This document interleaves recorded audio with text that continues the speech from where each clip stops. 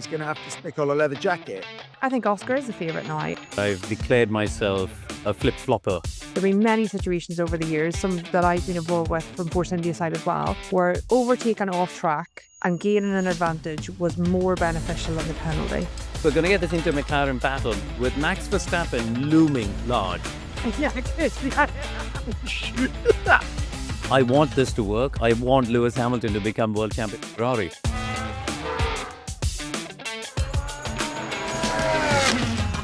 Hi everybody, welcome to the F1 show sponsored by Audi. We're going to review what happened over the Easter weekend in Saudi Arabia. Ted's on an Easter break, so we have an able replacement in the form of Karun Chandhok and Bernie Collins as well, who are both in Jeddah and enjoying the show under the lights as much as I was enjoying it from my sofa. It was it was a tight race, no doubt about it, and lots to talk about on that front. First of all, how was the Saudi detox weekend, Karun? I missed you on it, and you, Bernie. But usually we have a nice quiet time, use the gym, eat well for once, and keep ourselves very fit. Did you do the same? Yeah, all of the above, really, because we don't go into work until sort of lunchtime local time, so we get the morning to go to the gym, do a bit of work, do a bit of housekeeping, yeah, and also weirdly, you end up eating only 2 meals a day, don't you, Bernie? Because it's like Yeah. it's a sort of weird schedule where we don't finish work till about 11 o'clock, and then you just fall asleep. Well, I mean, you can tell, actually. You can tell that we were falling asleep. The timber's falling off you, Karun. Yeah. Yeah. Bernie, plenty of carrot juice. Well, actually, you know what? We changed hotels this year, so I didn't have any carrot juice. But I was looking forward to it because the hotel last year had some very, very good carrot juice. But no, this year none. I tried to stick mainly to water, so I had a lot of water, fully hydrated. Although it was really hot there, and it seemed to get warmer in the evening. So like you'd be there in the hot sunshine, and then in the evening it somehow got hotter and more humid. So not what you'd expected. Yeah. But before we come into the race itself, just a quick one on the grueling schedule. I mean, it's been 5 races, hasn't it, in 6 weeks? I don't know how you managed it when you were on the team, Bernie, but for the mechanics, I mean, they'll all be desperate to get home because they travel, on the Monday after each race, they pack up, they get to the next place, and they've been on the go now for the 3 weeks. They're going to be absolutely shattered. Yeah, I think it's pretty grueling, and like that's one of the reasons I don't do it anymore. Is the triple headers in particular really take it out of you. They've had 3 races, 3 time zones, they were quite well grouped together. This 3, apart from Japan, I guess. But I really felt for the guys, and particularly a few of them I spoke to over the weekend. They're there. We left at 11 o'clock, I think, on Sunday night after the race, 11 p.m. we left the track. Those guys are there for another 4 or 5 hours doing all the pack-up stuff, then traveling home on the Monday. And for anyone with kids or young families or whatever, some of them have missed their 2 weeks of kids' holidays. So not only have they missed the 2 weeks that their kids are having off, their other halves are at home trying to look after some kids for 2 weeks when they're on holidays. So I feel for them in both directions. But the guys, I spoke to one guy whose kid's younger than school age, so he has all of this week at home now, which is lovely. But I think that they should have done a better job with the calendar to avoid the 2 week holiday, or at least take both weeks of the 2 week holiday out of it, because it would have been really nice for the guys to come home and the kids to be on holiday for another week. Karun, you know the drill, don't you? The minute you walk through the door after these double headers, there's the kids, all yours. My wife disappears. She deserves it, actually. I showed Bernie on the plane, as we were coming back, there was a text message from my wife, which I'm going to read out, even though it's going to get me in trouble, which listed out medicine cupboard, utility room, recycling, guest bedroom, charity boxes, other stuff. The list of jobs I have to do when I arrive. There we go. Well, what we get a bit of respite now? Well, not quite, because my son is doing his first ever karting race this coming weekend. So I've spent all of yesterday reading the regulations for the car championship, and now getting all of his paperwork and buying tires, all that sort of stuff. So this is my next weekend's adventure. Watch out, the world the next generation of Chandhok is on the ladder, at least at this stage. I think that's Rob Smedley's. Is that Rob Smedley's karting? Yeah, we're going to do some of those He's later doing. this year. This is the British Car Championship. Talent runs deep, runs deep. Speaking of which, let's talk about the major incident. Let's start with the talking point from Jeddah, if we could. And I'll come back to you on this one, Karun, because obviously you covered it off the Sky Pad. But that was the 5-second penalty given to Max Verstappen for leaving the track and gaining that lasting advantage. According to the latest driver's standard guidelines, just give you the update on that. The car overtaking on the inside must have its front axle at least alongside the mirror of the other car, no later than the apex of the corner. It must be driven in a safe and controlled manner from entry to exit, and it must be able to make the corner within track limits. Because Oscar Piastri met all three of these criteria, the 5-second penalty was given to Max Verstappen. It was mitigated down because it was on the first lap. But I think most people, and even you at the Sky Pad, thought that it pretty much a slam dunk. Yeah, I think so. The reality is, and I asked Oscar this, right, which was any driver on the outside at that point was going to do what Max did. You take a punt and you roll the dice and you try and argue the toss later. And I said to Oscar after the race, did you expect Max to go straight? And he went, yeah, I think. But the point was actually Oscar done the donkey work off the launch. He is not to 200 kilometers per hour time, was 0.3 quicker than Max. And that's where he had pulled up to that point, Simon, which you crucially mentioned. The front axle was more than ahead of the mirror of Max's car, which meant that he had the right to that first apex. And that's where the race was won. That launch, that first 0 to 200, that's where the race was won for Oscar, really. So, yeah, I think it was right, the penalty in the end. Bernie, do you agree with him? Yeah, I think the penalty was right, as in it was given to the right driver, and I think that's how it should have happened. I question the 5 seconds. So I know that it was reduced because it's lap one, but I think this is maybe the second week in a row where we've had someone get a 5-second penalty. Norris the week before for the start being too forward in the start box. But, was 5 seconds enough to mitigate the advantage of where he started from? And equally here, if Verstappen's car had been fast enough to drive off into the distance, the 5 seconds wasn't equivalent to giving that place back. So in this case, it worked out because Max wasn't able to drive off into the distance. But in other situations, there have been many situations over the years, some that I've been involved with from Force India side as well, where overtaking off track and gaining an advantage was more beneficial than the penalty. Because of the track where it's really, really difficult to overtake. Think of a Singapore or a Monaco, for example. If you're able to be the car ahead, and we know that free air is so beneficial, then you would have the 5 seconds isn't enough. So I do question the leniency. I know that that's been agreed, but I do question the leniency just because it's lap one, and I don't think the 5 seconds was enough. You don't. Well, so would you? I mean, the 10 seconds is there, and it's there in principle. You don't think that, presumably, then the fact that it was lap one was sufficient, I think, because actually there is an element, isn't there? Max knows how to do this. He's always, despite the fact he's driving at such speeds, he is always completely aware of the advantage that he might gain from doing so, the gaming of the system. Is there a case of you reap what you sow a little bit for Max? Because had he been the car on the inside, I'm sure it would have been exactly the same. And we've seen him break so late in the past. Yeah, I think so. I mean, you look at these aggressive racing drivers in terms of wheel-to-wheel racing. They've all got a party trick, haven't they? Max's party trick tends to be, I'm just going to steam into the apex and then, everyone else has got to sort it out. And that's just what I'm doing. Schumacher's trick used to be, I'm just going to swerve across on the straight. Senna used to be, I'm just going to turn across, and everyone else used to back out of it.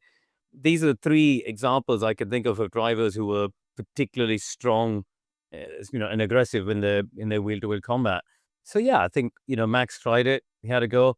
I actually think the most straightforward thing would have been the stewards to just tell him to give the place back instead of getting involved with whether it should have been 5 or 10 seconds. Just ask him to give the place back. Then he's got a race in the dirty air. It's just a normal race. Then, you don't have the situation that Bernie mentioned. So I am a bit surprised that A, they didn't ask him to do that. B, it took 2 hours and 39 minutes for us to receive the email explaining why they've been penalized, which Mm. It's an extraordinarily long time, right? It's a lap one, turn one incident. Obviously, the penalty we knew was notified, we knew what it was, but it took a very long time to get an explanation.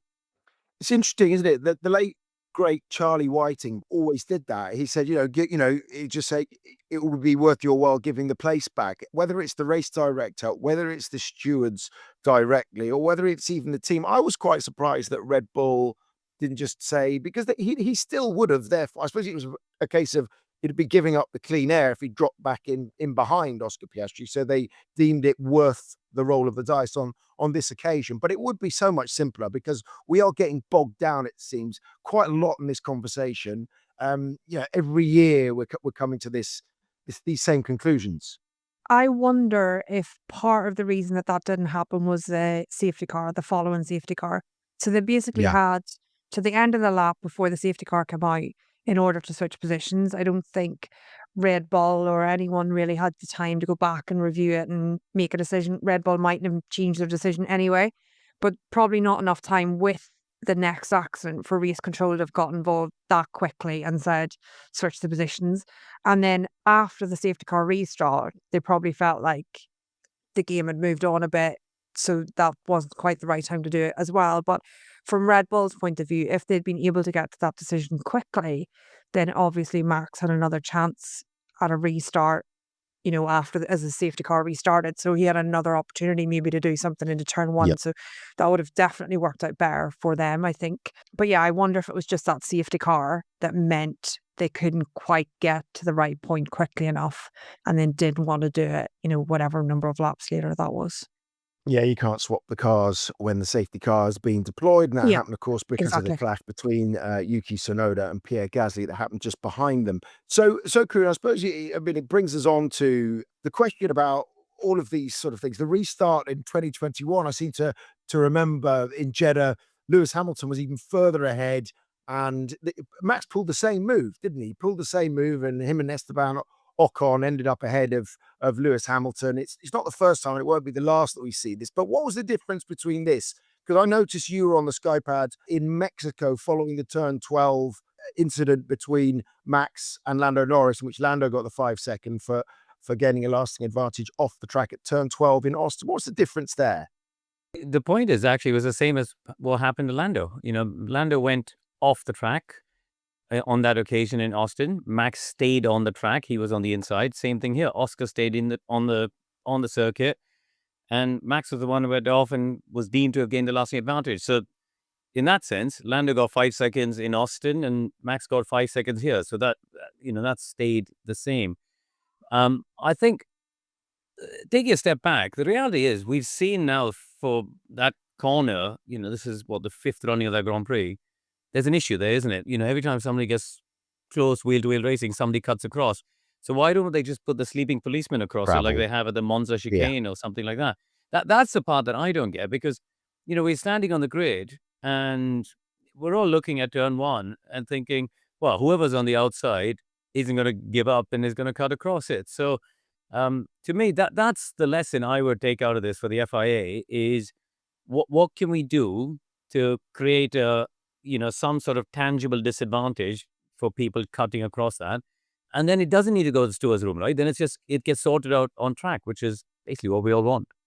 Yeah, there we go. But when we look at the positives for Max and for Red Bull again, Bernie, it wasn't the 34 seconds that he was behind the race winner Oscar Piastri in Bahrain. It was 2.8 seconds this time around. So for them, it seemed to be a track that once again showed if there's a lack of degradation and a lack of medium speed corners, then that Red Bull is almost a match, if not a parity, would you say, with McLaren? Yeah, it was really close. If you look at qualifying, I guess is normally the best read. If, if Oscar got everything out of it, I think the car could have been a little bit quicker. Max having 2 goes at the end of Q3 definitely meant that, he was absolutely in the best place. And I think that was really, really well played from Red Bull's side to post the red flag in Q3, get the 2 runs done, do the pit stop. That's very abnormal for for qualifying. It was a bit lucky, I guess, in where Max was on track when the red flag hit, that he hadn't used that soft tyre, so it was still good to have a run. So there's a bit of luck in there from Max's side, but they reacted to it really well. You need to do that. So I think the cars were close in qualifying. I wonder in the race, despite there not being the big gap, like you say, Max obviously haven't had the longer pit stop, the 5-second penalty. Oscar seemed, I think at the end, Oscar did a really fast lap. I think there was more pace in that McLaren, and Oscar was just doing what he needed to do to get the win, make sure everything was safe, make sure he wasn't going to fall off a cliff in degradation. There was no need to take the risk. So he was managing, I think there was quite a bit of management going on through Jeddah. So I'd love to have seen a flat out race from Oscar, see what the gap could have been, if the points were awarded based on the gap between P1 and P2, it would have been lovely to see where he ended up, something silly like that. But I think that the track clearly suits Max and the DAG was low. So I think it'd be lovely to see where Oscar finished if he was really pushing that car. I think there was more pace in that McLaren. I think that we've seen that from a few cars down the field that really pushed in the final laps of the Grand Prix. So yeah, I think there was more in it, but definitely the track suited Red Bull a bit better than what Bahrain had, definitely. Is that down to DAG? Is it down to the different tyres? We don't quite know, but Max certainly was closer than I expected, at least, yeah. Just talking to some of the Red Bull folks under the podium, we were reflecting on why they were more competitive here rather than Bahrain, and they kind of think it's like Japan. You've got more fast flowing corners in terms of layout rather than the stop-start, slower corners of Bahrain. And they feel like the car is a bit more competitive there. It's obviously a much less abrasive surface than Bahrain. Japan, with the new surface as well, was very grippy. So we're starting to get a picture, aren't we?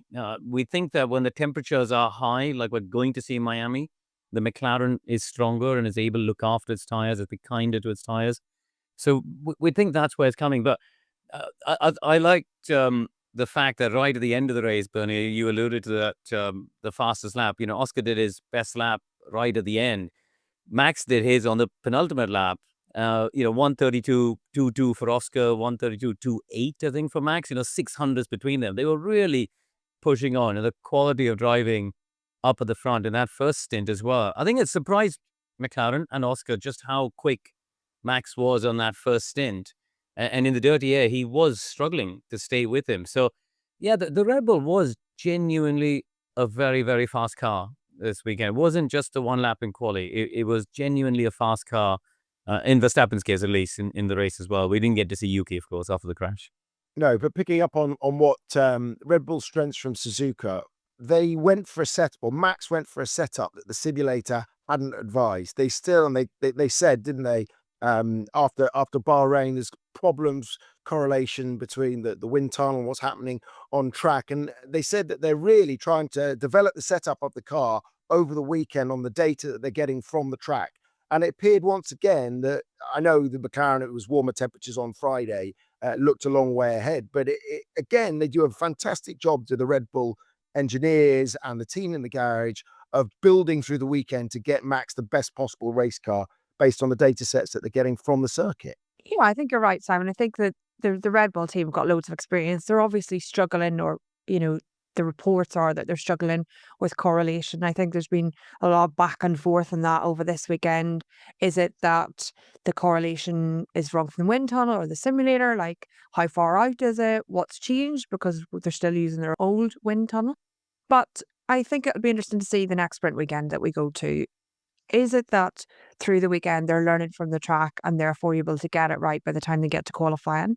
Or if we have a sprint weekend and it's just P1 and straight into sprint quali, are they going to be okay there? Because in the past, I think Red Bull and Max Verstappen have been very, very strong at sprint weekends, nailing the setup in P1 last year in particular. So I'd be really interested to see if they can still achieve that this year, rather than just build through if a lot of the learning's coming from the track. Every time I listen to the, Christian Horner's, our wind tunnel is a relic of the Cold War thing. I mean, he's just PR spin, isn't it? It's like, this is the latest bit of, this is how he's such a master politician. You think of when they did the cost cap last year and he's, the master of deflection. He just pivoted to some other story. I mean, I don't see Racing Bulls complaining about correlation for the wind tunnel. I didn't, it's the same wind tunnel that they had. They use the same wind tunnel. And I actually asked a couple of the people at Racing Bulls and said, look, just on the QT, do you struggle with correlation? Nope. Nope. So it comes back to a Red Bull Racing issue, right? Do you think he's hoodwinking us? Maybe the Red Bull Racing side is, yeah, sure. Yeah. There's a correlation between what's happening in their designer factory and the wind tunnel, but that's a Red Bull Racing issue rather than a, Wind this is tunnel. our relic of the Cold War wind tunnel where we're designing tanks. Which they said was fine when you're trying to create big changes, but when you're looking for the final 2/10, it's so sensitive to temperature changes outside. That was the excuse, wasn't it? I know, but they were doing that 2 years ago when they were winning. Well, and last year they dominated. Oh well, who are we to believe in this post-truth era? Hey, You have to give Christian credit. He is very good at trying to at Yeah. least spin it, isn't he? Like when he arrived at the post-race thing with all of his printouts ready to go Oh yeah. to argue the Max Verstappen thing. And I'm sure it's not an accident. His Instagram posts a picture from high up above showing Max Yeah. ahead of Oscar. The fact that he's come off the brakes and is heading straight for the runoff area at a higher speed, let's just ignore that bit. and it was beyond the apex as well, wasn't it? It looked like it was miles beyond the apex. But I thought that picture was really bad because, like, I'm no driver, but that car is never going to make the turn. Like, No. No. the picture clearly shows that he's never going to make the turn. So unless he Yeah. does like some sort of weird right angle with the car, that's not going around the turn. It even looks like in that picture, like Oscar might not make the turn, and he's the one that's closer to making it. But it works, isn't it? This is the thing. Like he manages to spin the narrative and get enough people to believe it that it becomes facts. And I do give him credit for it. Again, I go back to you just look at the last 24 months and the number of sort of PR stories that they've had to manage, and he's weathered the storm and he's come out of it, hasn't he? You say things with enough confidence and enough times, eventually someone believes you, don't they? First Australian to lead the World Championship since Mark Webber after Suzuka in 2010. So a question in from, let me read, Somos Racers, has the Piastri era begun? And I'll come back to you again on this one, Karun, because again, you did flip-flop. And I don't want to get into this too many times this year, but it was Oscar Piastri. You said at the end of last year, you think that he's going to be the world champion if it's a two-way fight between the two McLarens. Then you gratuitously changed to Lando. And I want to know if you're flip-flopping back to saying Oscar now that he's got his nose in front, and whether there is anything riding on this for you. Well, Simon, I've just published a column online where I've declared myself a flip-flopper. And I've basically gone, I'm now backing Oscar as a favorite. I have admitted I got it wrong but you kind of go based on, Lando, there was so much momentum through last year. I thought he's going to carry that through. But 5 races into the season, 6 including a sprint, and Oscar's the form man. He's won 60% of the Grand Prix this year. Lando's made a mistake in 4 out of the 6 qualifyings, including the sprint in China. So, and I think, I have to say on current form, I have to say I am flipping again and going back to my original prediction of Oscar is now the favorite. And I think, though, in a way, isn't it great for us as viewers, the fact that we are having to sort of go back forward, because we are going to get this inter-McLaren battle. There are going to be weekends where Lando comes back and Oscar has a wobble. That's the nature of it. But I think we're going to get this inter-McLaren battle with Max Verstappen looming large. He is there, ready to pounce. He is the one maximizing it, isn't he, at that Red Bull camp? And you can't discount him. He's what is he now? 13 points off the lead. He's still there. He's not far away. Yeah. No, he's 12 points off the lead. Yeah. So it's 10 points between the two McLarens, and then Max 2 further back. But actually, Bernie, and feeding into this point with regards to what Oscar was saying about it being, so difficult to follow this year, right? People are calling it the Dirty Air Championship in that, if you are following in a car's wake, turbulent wake at the moment, then you are really at a disadvantage.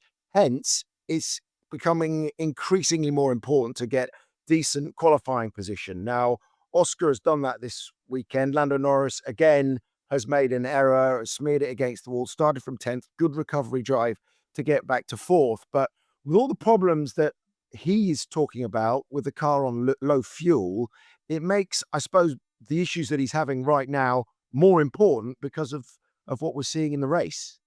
Totally agree with what Karun said in that I think Oscar is the favourite now. And I hadn't really imagined that coming into the year. But when you think about it, like he's very cool, calm, collected. He's getting the job done. He's really focused. We don't see a lot of noise from Oscar. And I know we've talked a lot about what's going on in his head or in the car, but outside, like externally, I don't see, maybe I don't follow him actually. I should follow him, but maybe I don't. But we don't see like, you know, loads of external things that are taking up a lot of his overhead. He seems to be very, very focused on getting the job done. And that is really sticking to him because he's very calm. He's getting the qualifying laps done. He's just like ticking away at it. And the two McLaren drivers know any two drivers when you're in a team that you think the car is the fastest car, and arguably some keep selling it as not the fastest car, but we think it is the fastest car not based on qualifying like Lando said, not based on practice like Lando said, based on actual qualifying data. I think it is the fastest car. But they know that the first person they have to beat is the guy in the other garage. And they have to beat him in qualifying. Not obviously this year with the dirty air is a really clear example of it. But to get the best strategy, to get the best start, to get the best, everything comes to the person who's in the head of the championship or in the head of the grid. So they know they need to beat the guy next to them. And Lando is not just getting it together when I think he needs to try and put it together. Maybe it just needs a bit more focus, a bit less external distraction. I was the back and forth with Lewis in the race, overtaken under DRS, is a really good example of just watching any historical race would have given you that racecraft bit of advice in advance of the race. We sit down with drivers, we look at starts from previous years, who goes where in turn one, if the inside or the outside's better. We go through all of that. Like, I sit here in my office and I watch the highlights from the year before I go to that race weekend in order to make sure I'm sort of on top of what happened, because I know I won't remember. So why isn't either he or someone in the office saying, these are the overtaken, when you're in P10, these are the overtaken opportunities at this track. This is what you need to look out for. This is where the DRS lines are. Why is that not a Sunday morning thing when you're in P10 at a track where you're going to have to overtake a load of cars? I don't understand how that process was not in some high ticked off. Well, no, especially because the DRS line was moved after 2021 when we had all that nonsense of people brake testing for it. And it became obvious, isn't it? You follow through the last corner and you get the DRS down the straight. And, the fact that he lost those 3 laps mucking about, he lost, I think it was 1.9 seconds. Someone from Ferrari said to me, they reckon Lando lost 1.9 seconds there, that battle with Lewis. And that was the difference to getting a podium, because he was 1.2 behind Charles at the end. So it did cost him a podium. I mean, I think I'm kind of coming to the conclusion that McLaren have what I'm going to call the consistently fastest car. Because we see George, like in qualifying, he can do it, but it's not quite there in the race. Max is able to get there in certain tracks, not everywhere. We saw Lewis get that sprint pole and win. But across different layouts, different temperatures, different conditions, different lengths as well of qualifying as the race, McLaren is consistently the fastest car. There's no doubting that. And Lando's got to maximize it, because Oscar's only just going to get stronger. That's the thing. He's still, he's done 82 fewer Grand Prix than Lando. They've won an equal number of races now. They're both 5-time winners. And Oscar's growing and growing in confidence and stature within the team. Naturally, there's a gravitational pull that's going to start happening at some point when the championship battle gets tighter and tighter with Max. And between the two drivers, they're going to be the one who wants to be their favorite child at some stage. Yeah, without a shadow of a doubt, it's Oscar 2.0, isn't it, in 2025? He says, by his own admission, he thinks that the car has an advantage at most circuits now. Quite like Max Verstappen's comment as well, where he said he's very calm in his approach, and I like that. It shows out on track, and he barely made any mistakes, did he? And when you think the 27 corners in Jeddah, and they come at you so quickly, to be able to be concentrating with a multiple world champion on your tail for the whole of that race, I thought it was a magnificent effort by him, and he grows in stature week in, week out. I tell you, one man who, unfortunately, this year his stature hasn't grown since that sprint win in China, and that's Lewis Hamilton. He came back, and I watched that interview that he did with Rachel in the pen afterwards, and he was completely all at sea, wasn't he? If it was like lost, no positives at all to take from the race weekend. He's struggling in qualifying. He's struggling on his tyres. He finished 30 seconds behind his teammate Charles Leclerc, who picked up a podium. So he said, look, it's not the car. It's something to do with me. And it's now going to be a working week for him, rather than taking some time off as he was planning to do. He's got to get across to Maranello and get busy on his qualifying more than anything. A question in from Team LH Purple Heart. There are a lot of Team LH handles, but that's the one with the purple heart, just by the way. They're all very upset with me this week because I said he was the oops of the weekend on our Sky social media thing. So I'm getting a lot of, upset Team LH people. Well, try and write that now by saying something positive if you can, because something to maybe get him going. Because what they ask is, will Lewis's race results get better, or are we seeing the beginning of the end of a legend? And that's from a Team LH handle there. I'll address that one to you, Bernie. Just it's alarming, isn't it? Just seeing how unnerved he is every time he goes in to ask questions about it, because he doesn't have the answers. Yeah, it is. And I think, we've seen the gap in Friday practice, we've seen the gap in qualifying. At one point I tried to look through some data, and I was sort of hoping it was just one big mistake that he could fix, or one corner, for example, that, you can just focus on changing one thing and hopefully the car gets better. But it just seemed to be consistently, gradually the whole way through the lap. Like, I think Karun did a really good sky pad on it, just showing the side by side of the two cars. It was just everywhere. The line wasn't as tight or neat as it was for Charles. He wasn't using as much of the road. He wasn't getting close enough to the barrier. Everywhere just seemed to be gradually losing. And I think that's very difficult to see. And in answer to Team LH fan, it should get better. We're all hoping it gets better as he gets more comfortable in the car, more comfortable with the setup. They begin to understand a little bit what he needs from the car, how to operate at the best condition for him. Because it'll not just be Leclerc's setup, it'll need to be a slightly different setup for Lewis. So hopefully, if he can get that bit more confident in the car and how it's going to react to certain things, hopefully he can begin to bring improvements, because we did see a much stronger Lewis in the sprint in China, for example. But the worry for me is that is now becoming the outlier, isn't it? China, that sprint and then qualifying, because he was ahead in qualifying. But since the Sunday of China, where Leclerc got ahead of him in the race, despite having a broken front wing or a damaged front wing, Leclerc was quicker in the race, wasn't he? And the trend is the worry for me. In Australia, Lewis was 0.16 off Charles. Japan, it became 3/10. Bahrain, it became 0.59. Saudi, it's become over 6/10. The trend is going the wrong way. For a driver we're hoping getting more and more accustomed to life at Ferrari, that gap should have been closing down, but it's going the wrong way. And Saudi, he just looks so deflated, because at least in Bahrain, the race pace wasn't so bad. It wasn't 6/10 a lap in the race. It was not that far away.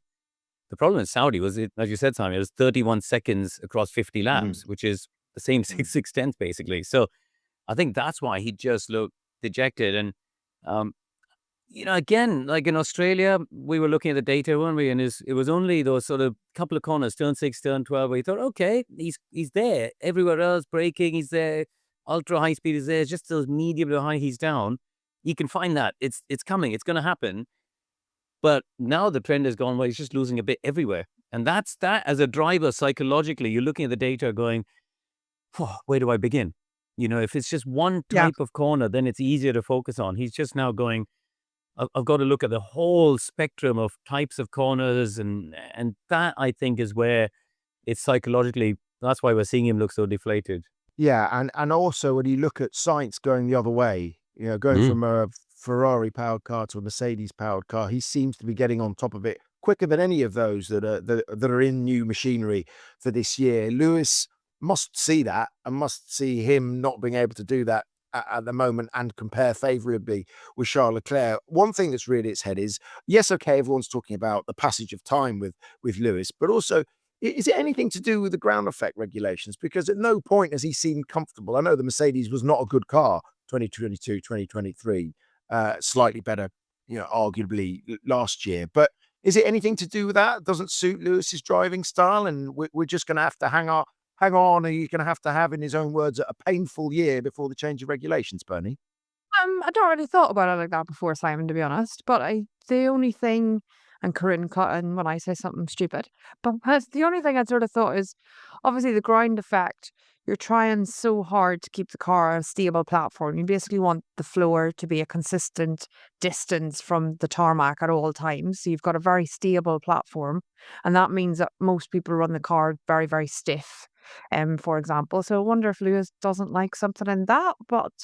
Yeah, I'd not really thought that it could be grind effect specific. I think in my head, I spent a lot of time pre him going to Ferrari saying I thought it was going to be a really, really difficult move. I thought it was going to be really difficult to adapt. It's a very different team. I know Fred is there, but it's very different engines, different setups. I actually seen something posted this week on Instagram or somewhere of different images of steering wheels, and just how different. I just looked at two examples on how different the buttons were and which position they were in, and all these little things, but they all add up. And I think I had fully thought it was going to be really difficult for him. But I think the more worrying thing is what Corinne's highlighted there, which is that the gap isn't reducing. It's not progressing. Now, maybe there are progresses that we're not seeing, but you would like week on week him to be getting more comfortable in the car, more comfortable in qualifying, and that has current highlight is not what's happening. So it was a bit to go. And the reality is, I go back to what I said in our preseason show, Simon. I want this to work. I want Lewis Hamilton to become world champion Ferrari for the sake of the sport. And as a fan, I think it'd be an amazing story to see him win his 8th world championship with Ferrari. But you can't just do this on willpower. This is, I'm not sure about this thing about,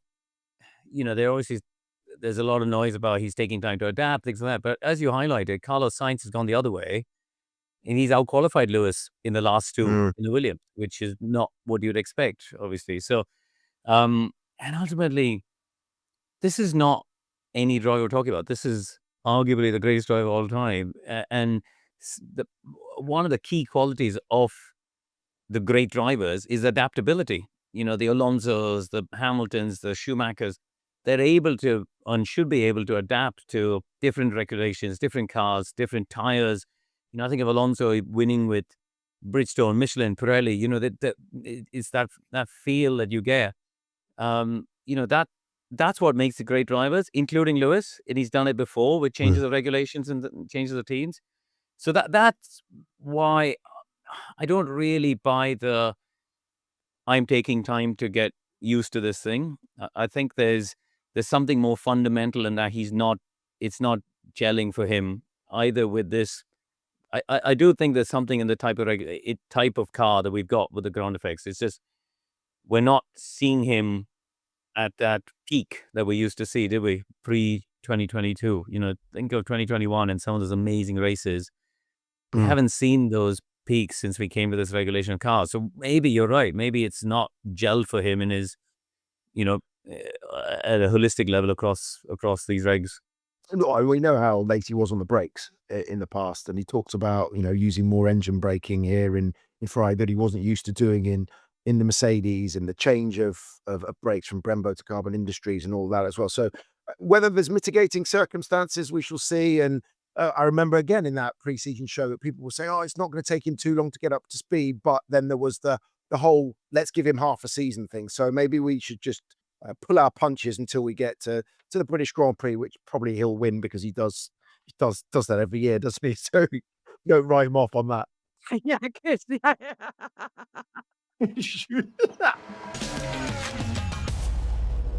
Quick word on our show partner, Audi. The philosophy of Audi Sport isn't just about winning races, it's about pushing boundaries. Everything learnt on the track goes straight into Audi's road cars, making them just as thrilling as they are refined. Take the Audi RS range, serious performance, but with a level of sophistication and refinement that doesn't need to be loud to make a statement. It's that perfect blend of power and precision wrapped in quiet luxury. Whether it's their powerful style or the RS Sport suspension with Quattro all-wheel drive for razor-sharp handling, Audi is constantly redefining the future of performance. Book a test drive today to experience the Audi RS range for yourself. Mercedes and Russell 5th, Antonelli 6th, 30 seconds off, Bernie.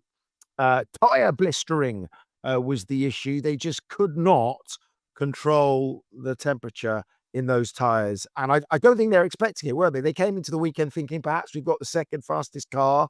And it's the first time they've come away scratching their heads, probably. And then you saw, what an image at the end as well. Good old Kimi Antonelli being held up by his dad because he's absolutely exhausted as he made his way Yeah. to the pen. But that was a touching moment as well. But let's start on Russell and Antonelli, fifth and sixth with them. What was it for Mercedes that you thought was the problem? Yeah, I think they're just lacking overall a little bit. Like, obviously, Russell did well in qualifying, and Russell's been like sort of silently edging away at it. Looks very confident in his position within that team. He's looking happier than we've seen him in a long time. I think in terms of when he's interviewing and stuff, he's really relishing being the team leader there. And I think actually really quickly to say on Antonelli, I think Antonelli is one that has edged away the gap, week on week is doing better. Every week is qualifying's a bit closer. Every week is racing's a bit closer, so he is just chipping away at it, not making big mistakes, not having big accidents. So I think he's doing really well and will continue to grow. So he'll start to maybe push Russell a bit. Let's see how comfortable that ends up being there. But yeah, the Mercedes seemed to struggle. And it was, Russell obviously complaining a lot of his tyres in that final stint. They did that front left in particular, looking really, really bad at the end of the lap. And he hadn't done a massive stint compared to some others. Some others had basically stopped on lap one and done huge stints on the same tyre. So I didn't, the stints weren't great, those very long ones in terms of lap time at the end, but the tyre wasn't falling apart in the way that Russell's appeared to be. So they really need to sort of understand. It'll be something that seems so minor from the outside, but it'll be how hard he pushed initially or how much he's pushing around the lap and the high speed versus I heard a lot of discussion on radio from others about managing the high speed corners, doing a little lift through those and then pushing more in other sections of the track. So it'll be how the lap profile's made up that's meant that Mercedes wasn't fit to keep their tyres in as good a nick as others. And that ended up being really detrimental at the end. I think Antonelli's fastest lap also came on the last lap and only a tenth, I think, slower than Verstappen, which, you're right, he looked absolutely spent afterwards, but fair play to him. For a young kid in this extremely high temperatures, high speed circuit, still had the energy to do it on the last lap. So, yeah, I think he's been impressive. He's been so quietly impressive, hasn't he? Along with Hadjar, you got to say they've been the two standout rookies so far this season. Yeah, standout rookies. With regards to Russell, obviously out of contract at the end of the year, and we've already talked. We talked in the last podcast, didn't we, Bernie, about Max Verstappen and whether he's weighing up his options. It seems now that the Russell camp, quite rightly, as we pointed out, because he's driving so well, why not open discussions with other teams and give yourselves options in it? We understand, that there was a lot of respect from Christian Horner towards George, and potentially there could be a swap on there if that happened. But clearly he's an admirer, is Christian Horner, and the Russell camp are not hedging their bets, or they are hedging their bets, I suppose, depending on what might happen come 2026. Yeah, I think, I think every driver, when they're getting to the end of the contract, you need, even if there wasn't the noise around Verstappen, you need to be sort of having those conversations and trying to see what out there's, trying to see what's available, particularly because we've got these new regulations in 2026. You need to be trying to get yourself the best seat possible. I, given when we last had big engine changes, I expect that to be Mercedes to be out the front in terms of engine manufacture, but we don't know. We're not privy to all the information, what's going on internally within teams. And I'd love to be involved in some of those conversations of, Karun's outlined it quite well, and Christian, in terms of how you can sell the story. Like, how are teams selling themselves to these drivers with no information on how the other teams are doing, or performance figures for engine? Like, how do you know what's truth from fiction when you're having those driver discussions? I have no idea. And I would be really, really rubbish at that sort of thing. But I'd love to just be fit to listen in. Like, why don't we have a Drive to Survive where we can watch the driver negotiations and see who does what and what actually comes to fruition in the next year or so. But I think they're right to be putting the feelers out there of where the options lie. And if the swap happens, if it was Verstappen at Mercedes and Russell at Red Bull, God, they're quite different characters for the team, aren't they? Like, Red Bull are much Yeah. more Yeah. music pumping in the garage, like they're more the like fun team, if you like, and Mercedes more the professional team, and the drivers sort of fit with that at the minute. And it would be a real role reversal if it was the other way around. George is going to have to change his image. He's going to have to move away Yeah. from smart shirts and chinos, isn't he? Yeah, He's going to have to stick on a exactly. leather jacket.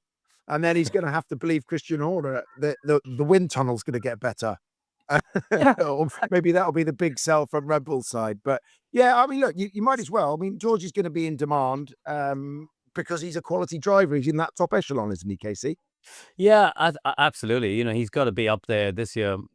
If today we had to pick your top performers of the first 5 weekends, you'd probably go Piastri, Verstappen, Russell as your top three, wouldn't you? Like, he's been outstanding, George, this year. But Toto sort of batted away, didn't he, at the weekend, and said, we've got our two drivers. It's peaceful. There's no real baggage in terms of having Russell and Antonelli. It's a low stress situation. Of course, if Max is an option, you can't ever ignore it. But with Kimi getting stronger and stronger, and I think Toto probably takes some comfort in the way Oscar's progressed in the last 2 years, because it shows actually how difficult it is for a rookie still, not in terms of outright speed, but in terms of tire management and all the other stuff that goes with being an F1 driver. The step Oscar made between 23 into 24 and then 24 into 25, if Antonelli does similar steps, then actually George and Antonelli is a strong enough lineup, and it's probably going to cost him a lot less than if he had to pay Max, I don't know, a lot of zeros, I'm sure. Lots of zeros. Question in from Lynn.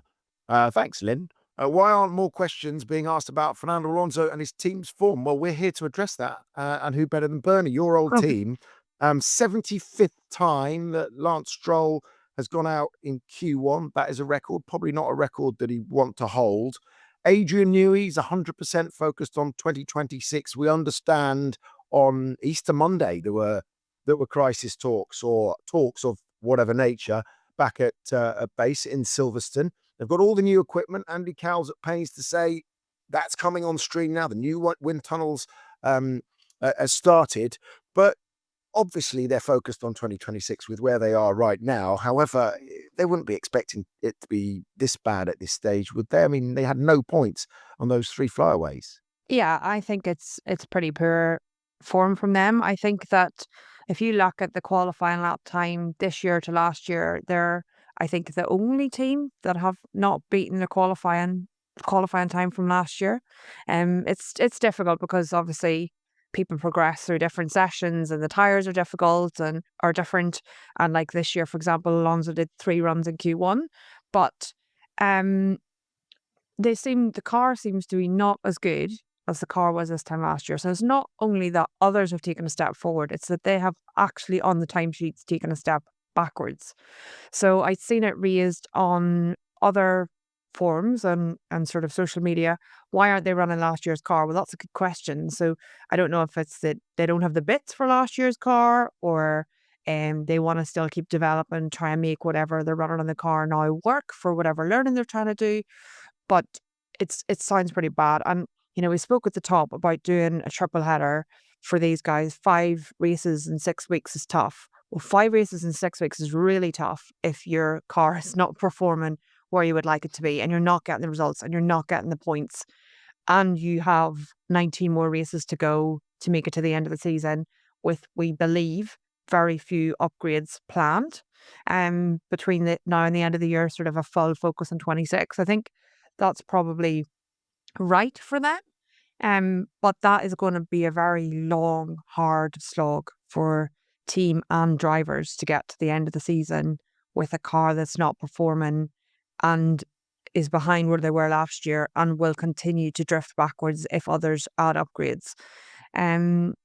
So it's a real pity for everyone there, because teams at the back of the grid often work harder than teams at the front. You often do more setup changes. You often they're later at night. You're often fixing more bits, whatever the case may be. So let's hope that they can pull it together next year. But there's so much changing on that car next year that I really worry that it's gonna all magically come together in 26. New engine, new gearbox, Adrian Newey, new wind tunnel, new dynos. It's like everything is new. And any one of those little bits could go wrong and the car wouldn't make it to the first test. And there's a lot of stuff changing. So I'm a bit worried about the progress going forward as well. I mean, they were half a second slower in qualifying, Alonso's best lap versus last year. To put that in context, most people were only a tenth or two quicker because we've gone late in the year. The track was much hotter, not as quick. But still, it's a net sort of 6-7 tenths swing compared to everybody else, just to put some numbers to what Bernie was saying. I mean, okay, we can all talk about how we've written off this year. People like James Vowles, for example, at Williams have said, we're not doing any more updates. We're firmly focusing all of our wind tunnel time on next year. Yet they're racking up points, aren't they? Which Aston aren't doing. And I think that's the key thing to think about here.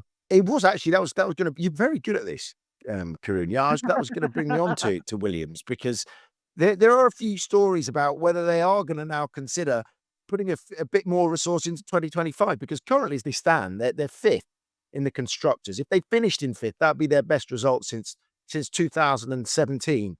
And it's such fine margins, isn't it, in the midfield at this stage. Carlos Sainz is now looking like he's on the money. He looks like they've got a terrific lineup there. I really like the way they work together at the end. They're very altruistic, can I use that word, of Carlos Sainz to make sure that he gave Alex Albon the DRS to stay ahead of a charging Isaac Hadjar. But that is a real point, isn't it? For someone like Aston Martin, actually, it's probably easier to now write it off because they're lagging behind. They're in 7th or whatever they are. It's not like they're short of a bob or two under Lawrence Stroll, even in this cost cap era. So do Williams, who haven't traditionally been long of a bob or two, actually try and pull some resource, do you think, into maximizing the 2025 result? I think that anyone outside the top 4 should just pivot to 2026. You do? Yeah, if you finish a place or two higher this season, yes, it's worth more money. Of course it is. But you know, let's say you gain 1 place, right, or 2 places this year. But if you get next year's regs right, it can set you up for the next 2 or 3 seasons. And using all of your allocated wind tunnel and CFD time, which is limited, of course, into next year, is invaluable. In Williams' case, I think one thing perhaps for people to understand is the wind tunnel time is based on your previous season's result, but it gets reset halfway through the year. So particularly in the first 6 months of this year, Williams, having finished 9th last year, will have significantly more wind tunnel time available than Aston, for example, who were 5th. And so I think they're trying to make hay, in terms of let's get some early gains. The regulations didn't allow them to work on 2026 in the wind tunnel until January the 1st. So really, this first 6 months is an opportunity for all of the teams to try and make it count. And yeah, for me, it's actually really hard if you're McLaren or Red Bull fighting for the world championship. I think then that's a tough balance because, you got to get bird in hand. If you're McLaren fighting for your first Drivers' World Championship since Lewis Hamilton, you got to fight for it. You've got to put resources into this year. You've got to try and get that. But that's compromising next year because the wind tunnel time is the same. You've got to balance across the two. Kush would have liked this weekend. Your son would have been very happy with the way Carlos Sainz performed, wouldn't he, as his number one fan? Well, he's racing number 55 this weekend in the go-karts. Is he? But He's taking his number Simon, as well. he's taken his number. However, my second son is a massive Oscar Piastri fan, and is standing, apparently stood all race screaming for Oscar. So Oh. there you go. They didn't have a hope, did they, in your house? I mean, they're every Sunday for the rest of their lives. They are there, and they're focused on those. With your, maybe he followed your advice of before you flip flopped of Oscar, and that's it. So you must have been confused when you went for Lando, but now you're back on Oscar. Everybody in the Chandhok household, Everyone's happy. is in agreement. It would seem. Isaac Hadjar, 11th, 8th, 13th, and 10th since he stacked it, can I say, in the formation lap in Australia. That little pep talk from Anthony Hamilton, Bernie, must have done him some good. He's showing, like, of all the rookies, he's showing some real bursts of speed, isn't he? Alongside Behrman and Antonelli, he's had a really, really good start to his time in Formula One. Yeah, I think he's done really well. He seems to be getting the results together. He seems to be doing well in qualifying, just ticking along. We don't hear loads from him. I think this week on the radio was the most irate I've probably heard him when he was stuck behind both Williams drivers trying to find a way through. I think he thought the car pace would have been better than that. And I think if Williams hadn't worked so well together, then it should have been an even better result for him there. But I think he's been a surprise. He's someone I wasn't really that aware of before he stepped into that car, or I'd not followed what he'd done in sort of junior series. So he's been a surprise for me in terms of how well he's got on, and the results seem to just be coming quite quickly for him. Yeah, I mean, I followed him a bit in Formula 2 and some of his junior stuff. And I think the surprise for me is actually, I thought there was going to be more shunts and he was going to be a bit wild, a bit rough around the edges. But actually, he's, since that little shunt in Australia, which frankly, it was impossible conditions really for rookie, well, not but tough conditions for rookie.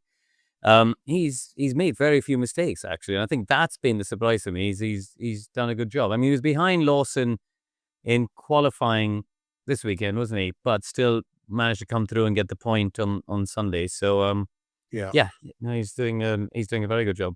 Quick one on Yuki before we disappear off. 12th in Suzuka, 9th in Bahrain, then of course the DNF in Saudi. He's back at Milton Keynes in the simulator, I think, on Wednesday of this week.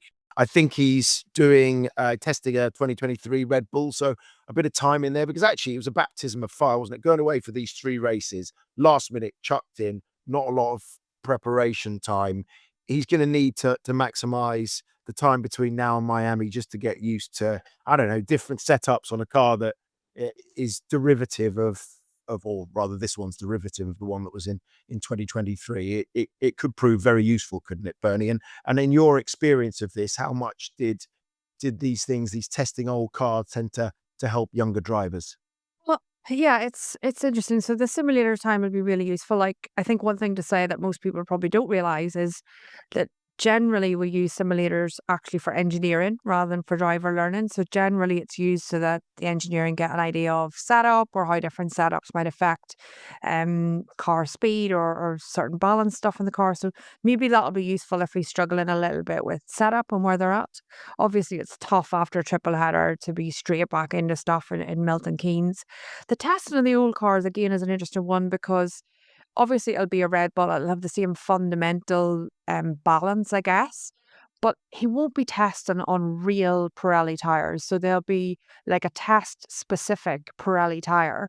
So things like how the tire operates in the race, how you need to manage it, how you need to manage it through high speed or low speed or whatever the fundamentals that Red Bull do in order to try and improve their race pace. That's very difficult to do in those old cars because you don't have tyres that you can truly compare to the tyres that you run on track. So that is one of the disadvantages. But he should, just more time in the seat will get him more comfortable in the car in the same way that we're saying for Lewis Hamilton, more time in the seat, I'll get him more comfortable in the car. And with the engineers, with the team he's working with all those people around him, like they'll all be there at that day at Silverstone as well, I suspect. So all of those little things will really help bring him on. And, that's arguably, I said it quite a bit, what they should have done with Liam before he started this season at some point. That's what they should have been doing over the winter or at certain points through last year when they could.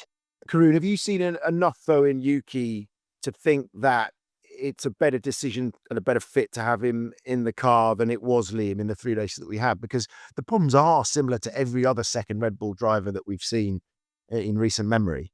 Yeah, I think yes, I think it's been a step forward. Where it seems to be tricky for Yuki is finding that last little step. If you watch him through the practices, even into Q1, and he's not far away from Max. It's when you get to sort of Q2 and Max then finds another gear, finds another chunk of time. Yuki's not able to go with him on that, and then we saw this in Japan, in Q1, he was not far away. Then in Q2, he lost the 10th. Saw it in Bahrain, Q2 to Q3, he went slower. He's not able to find that last chunk that Verstappen's able to. And I think that just is typical of a car that is on a knife edge. He's able to get there, but then Max is able to hold it on that precipice and deliver the lap time. Whereas for Yuki, at some point, he just sort of falls off, and he's got to find a way to find that tipping, be able to hold on that tipping point. And I think that's what they're trying to do with the old car testing, because the characteristics of a nervous car, of an edgy car, that's been the case with the Red Bull since 2022. So I think they're just trying to get him more used to perhaps having a car on that knife edge. And I think Bernie's point, the feel of the tire is different, but I think something is better than nothing. And simulators are great, but honestly, you've got to have that feeling as a driver in your nerves. You've got to build up that feeling of just when it starts to slide, that feeling through your backside of, okay, it's going to spin, or, ooh, I can hold on to it, this slide. And you can't get that yet, even in the best simulators in the world. All right, Bernie, weekend off. Then we get into Miami plans. Anything you want to tell us? Anything to look forward to? I'm going to Ireland for a bit, and then I'm going to Copenhagen for the weekend. I've never been to Copenhagen before, so if people want to send me ideas for things to do in my weekend in Copenhagen, that would be great. I'm not going to be going to a kart track like Karun is. Christiana, that's where you want to go to. It's a lively suburb of Copenhagen. But I forgot we're going to Ireland. In fact, we're on a plane tomorrow morning to Ireland, aren't we? We're on a plane tomorrow morning together. Yes, the two of us. Bernie, this is like on the flight back from Bahrain. We got to Doha Airport, and Simon didn't realize he was on a completely different flight to Ted and me, and he just sort of followed us like a sheep. Ted's a pro. Ted's a pro when it comes to airports. As are you. I follow you around like a lemming, and sometimes it goes wrong, and sometimes I might leave my bag in a different airport. But that's such is life. Such is life. Karun, best of luck to Kershaw, by the way. Yeah, it's gonna be fun. I'm determined not to be one of those karting dads screaming from the sidelines. Determined. I've been pretty zen so far, in the practice days we've done. I've been pretty chilled so far. So I'm hoping that continues. Well, for our father-son relationship's sake. You zen. They're not two words that go hand in hand. There's no way we like that. It's all relative, Simon. It's all relative. All right, well, there we go. Thanks very much for filling in for Ted. I hope Ted's had a lovely time over Easter. I hope you had a nice time over Easter and watched and enjoyed the Saudi Arabia Grand Prix with us. It was great to watch you both from afar. Bernie, I'll see you tomorrow. Probably, I don't know if you're on the flight. If you're on the 10:30, I'm on the 10:30. If you're not, I'm going from Birmingham, so I'm probably not on your flight. I'll see you in Ireland. You're definitely not on the same flight. So now that we've cleared that up, that's great. And Karun, best of luck to Kush. Hope it goes well for him, and I hope you're not too out of pocket now that you started on the racing pyramid. But For us all here, we'll see you next time on the F1 show. Bye bye.